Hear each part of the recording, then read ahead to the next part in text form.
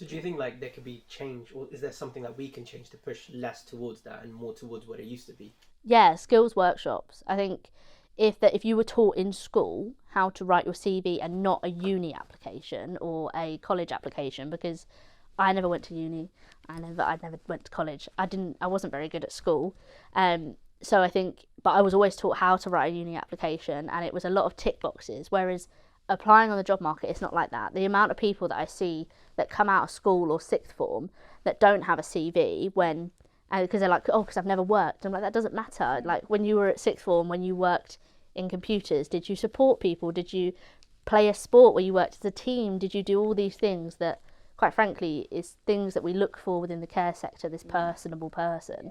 And they're not taught that. So I think being taught it at a really young age, and I say really young, I'm not saying primary, but yeah, it's like when they get into secondary, yes, they need to start thinking about uni, and I think uni is a great opportunity for a lot of people if that's what they aspire to do. But I think the other spectrum of it is you get a lot of kids nowadays who are like, I don't want to do that, I want to do apprenticeships. Guess what? You still need to apply. You still need to have a CV, and you still need to do an interview. Yeah. And they're not taught that. They're just taught how to do a university interview, and they're not taught the other side of it. So I do think, yes, there should be an element of it in schools, and we do a lot of that. We do a lot of mock interviews in secondary schools and things like that. But sometimes it's like once in a blue moon isn't enough. I do think it should be incorporated. I only had one mock interview in high school. That was it. Yeah, but do you remember the days of like home ec? You were taught you were taught washing, knitting, sewing. Yeah, this is what we did, and then it got developed into food tech, like food technology. Yeah, I did food tech.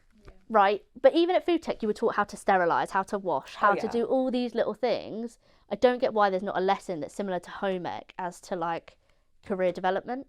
Yeah, because I think that's so much more important than than uni applications in a way. I think they're going to be at uni for 5 years. They've got hopefully 60, 70 years. Well, if the retirement age keeps going up, of like being in work. And it's also learning how to dress at work, how to act, how to send emails professionally, because I don't know if you were at school, when you had school emails, it was like, wagwan, how are you? Like, I was never taught how to send a professional email until I got into like an actual workplace. I left school and just started working straight away, and it was such a culture shock. Oh yeah, I bet. Like it was like madness. I couldn't just go when I wanted. I couldn't just like do anything that I wanted. I couldn't talk back. Yeah. You know, and we're not taught that. And like, you know, yeah, we got detention and isolation, but having the feeling of being reprimanded is so different in work. And I think that's why a lot of people don't settle in jobs, because they're not taught the people skills in work. That's why we have a lot of young people that are part of job seekers, because they're not taught these things, which in turn helps their confidence. And there's this form of anxiety around these interviews, and there's so many things that could happen.